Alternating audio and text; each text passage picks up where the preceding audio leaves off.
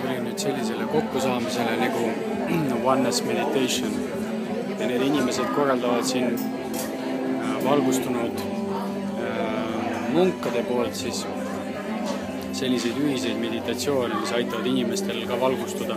Minule see kogemus oli üsna huvitav. Isegi hakkasin siin aurasid nägema, nii et päris põnev.